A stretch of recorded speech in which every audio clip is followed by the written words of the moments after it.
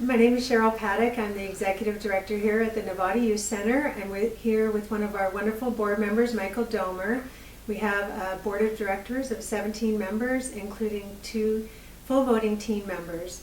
Michael, thank you so much for being here. My pleasure. So I was hoping that we could talk a little bit about why you decided to join the board of directors. Why did I decide to join the board? I don't know what came first, my involvement with the board or my involvement with my daughter. I seem to forget a little bit, but my daughter attended here for a bit, and my wife and I were both working, and we needed a place for her to come, and so we started talking about the community, and we were referred to the Novato Youth Center. And so I came, I did a site tour, fell in love with the place, signed my daughter up, filled out all the paperwork, got everything going. And then we started to do it, and the funniest part of it is that we didn't figure out how she was going to get here. We thought, oh boy, after school we'll drive her here or whatever, and then we learned that the center would pick her up at school and provide safe passage to a great spot. And so it was kind of funny looking back, because we thought, you know, here we have the center, how do you get her here? And didn't even think that one of the biggest benefits for us was already in place. Well, I think one of the reasons why I love having you on the board is that you really understand the service. You know all of our child development services, and because your daughter's in there, I think when you're making decisions at the board level, you really understand the financial constraints and the considerations that are needed for a lot of our scholarship families as well. Oh, absolutely, but I also understand what a great resource it is. I mean, my daughter flourished here. The after-school program, they have what they call homework club. So every day she would come in and she would have to do her homework before she could do other stuff. And I thought it was really interesting. And when I started talking to some of the volunteers about it, they said, yeah, we do this so when Amelia goes home, she can be with you, and that the stress has been reduced. And I just think for all of the families that, you know, with multiple working parents and everyone to come home and you're making dinner and you're trying to do everything, to have that in place made our evening much more stress-free. And then it led me to want to volunteer, because I thought of all the families and everybody that works so hard in this community and how they're going home and they don't have time to do all of this. To have that in place, and then they can have a nice evening with their children, it's a huge win.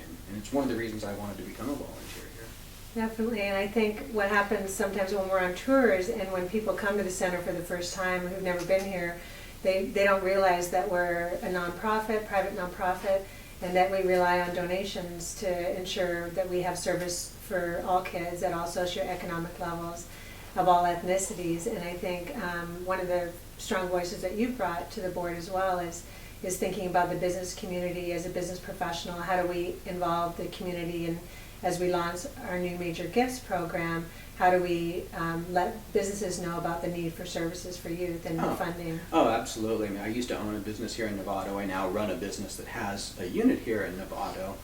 And being part of the community is important to us. You know, we like to give back in every way as we can, whether it's time, whether it's in-kind donations, whether it's just dropping off some food because I'm in the restaurant business.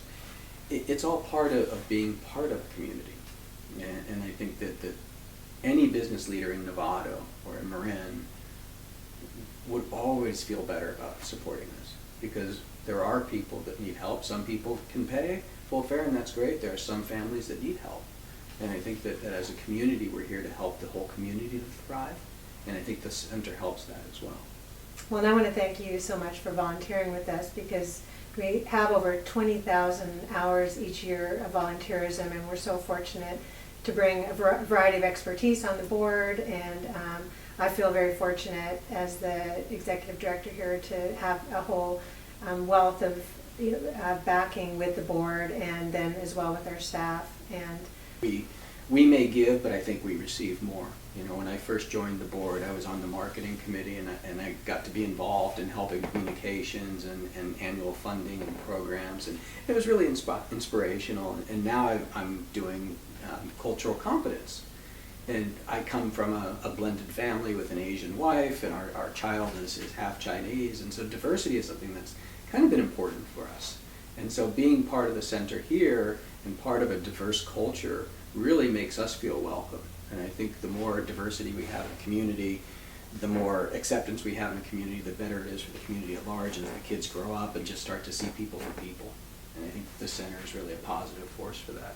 Yeah, thank you so much for bringing that up. I think being a multicultural center is really important for the staff. That's why we attract quality staff. It's why we attract an engaging board, and that's why parents choose us, because we are inviting to all cultures and all socioeconomic levels. And Michael, I just want to say thank you, your leadership when you were the marketing and development co-chair, and increasing our fundraising efforts through our annual October event, and where it tripled in size, is really to be commended. Well, that's our business side. We always want to make more, right? So that's why it's good to have business people on your board, because we always want to keep making it better and better. But it was fun.